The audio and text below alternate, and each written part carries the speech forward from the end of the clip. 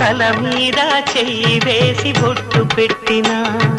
తాళి బొట్టు మెడను కట్టి బొట్టు పెట్టినా తల మీద చెయ్యి వేసి బొట్టు పెట్టినా తాళి బొట్టు మెడను కట్టి బొట్టు పెట్టినా సన్ని కళ్ళు తొక్కినా సప్తపదులు మెట్టినా సన్ని కళ్ళు తొక్కినా సప్తపదులు మెట్టినా మనసు మనసు కలపడమే